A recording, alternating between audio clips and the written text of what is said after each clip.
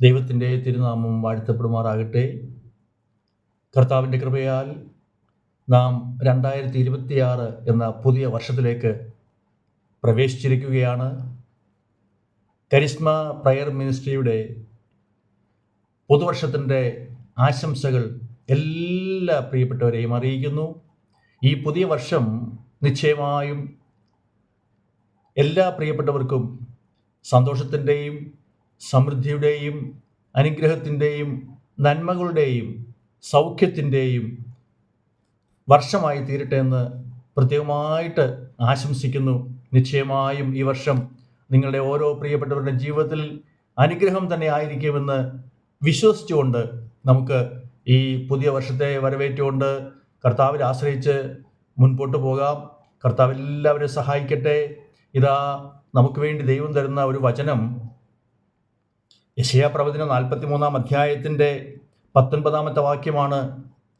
ഇതാ ഞാൻ പുതിയതൊന്ന് ചെയ്യുന്നു, അതിപ്പോൾ ഉത്ഭവിക്കും, അത് നിങ്ങൾ അറിയുന്നില്ലയോ? അതെ, ഞാൻ മരുഭൂമിയിലൊരു വഴിയും നിർജ്ജന പ്രദേശത്ത് നീരുറവകളും തുറക്കും. സ്തോത്രം. ദൈവത്തിൽ വിശ്വസിക്കുന്ന നമുക്ക് വേണ്ടി ദൈവം ഇതാ പുതിയതൊന്ന് ഈ പുതിയ വർഷത്തിൽ ചെയ്യാൻ പോവുകയാണ്. അതിപ്പോൾ ഉത്ഭവിക്കുമെന്നാണ് ദൈവം പറഞ്ഞിരിക്കുന്നത്. ദൈവം വാക്ക് പറഞ്ഞിട്ടുണ്ടെങ്കിൽ അതങ്ങനെ സംഭവിക്കുക തന്നെ ചെയ്യും. നമുക്ക് വേണ്ടി അവൻ പുതിയതൊന്ന് ചെയ്യുകയാണ്. നമുക്ക് വേണ്ടി എന്ത് ചെയ്യുവാനും നമ്മുടെ ദൈവത്തിന് മടിയൊന്നുമില്ല. നാം ആഗ്രഹിക്കുകയും പ്രാർത്ഥിക്കുകയും ചെയ്യുന്നത് പോലെ തന്നെ നമുക്ക് വേണ്ടി ദൈവം അത്ഭുതങ്ങളെ പ്രവർത്തിക്കും. മരുഭൂമിയിലൊരു വഴി എന്ന് പറഞ്ഞാൽ, മരുഭൂമിയിൽ പോയി അകപ്പെട്ടു പോയവർക്കറിയാം അതിൻ്റെ ബുദ്ധിമുട്ട് എന്താണെന്ന്. ഒരു വഴി കാണാതെ അഴഞ്ഞ് മനുഷ്യൻ വളരെയധികം അലഞ്ഞു തിരിഞ്ഞ് നടക്കുന്ന ഒരു സാഹചര്യമാണ് മരുഭൂമിയിലുള്ളത്.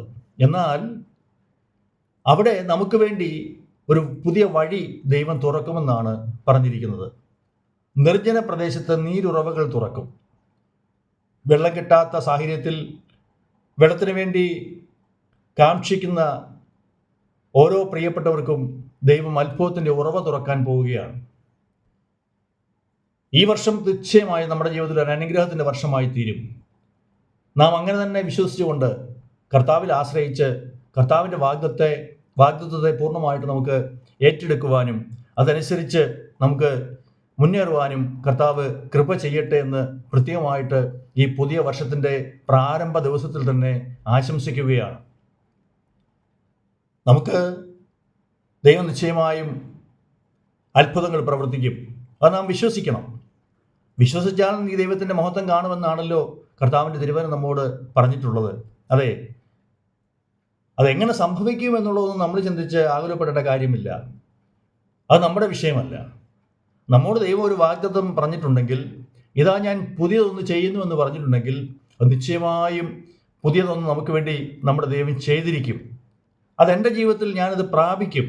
എൻ്റെ ജീവിതത്തിൽ ദൈവം അത് ചെയ്തിട്ടുണ്ട്, അത് ഞാൻ വിശ്വാസത്തിൻ്റെ കണ്ണുകളാലെ കാണുന്നു എന്ന് പറഞ്ഞുകൊണ്ട് ആ വാഗ്ദത്തം പ്രാപിച്ചെടുക്കുവാൻ നമ്മളെ കർത്താവ് സഹായിക്കട്ടെ.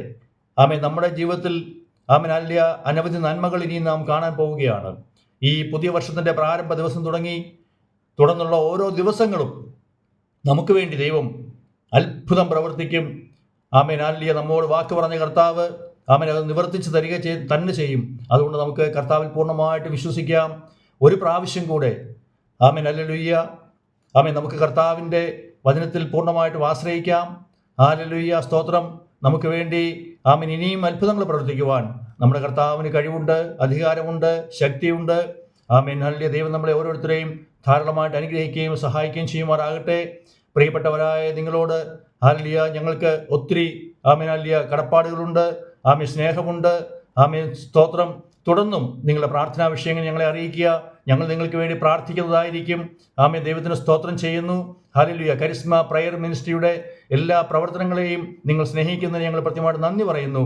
ദയവ് ചെയ്ത് ആമേൻ ഞങ്ങളുടെ ഈ ചാനൽ നിങ്ങൾ സബ്സ്ക്രൈബ് ചെയ്യണമെന്ന് ദൈവനാമത്തിൽ അപേക്ഷിക്കുന്നു.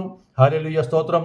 ആമേൻ. ഓരോ ദിവസവും വ്യത്യസ്തമായ ദൈവവചനങ്ങളുമായി നിങ്ങളുടെ അടുത്തേക്ക് അടുത്തു വരുവാൻ കർത്താവ് തരുന്ന കൃപയ്ക്കായിട്ട് ദൈവത്തെ സ്തുതിക്കുന്നു. തുടർന്ന് നമുക്ക് നമ്മൾ ദൈവത്തിൻ്റെ പാദപീഠത്തിൽ ഇരുന്നുകൊണ്ട് ദൈവത്തിൻ്റെ വചനം കേട്ട് അനുഗ്രഹിക്കപ്പെടാം.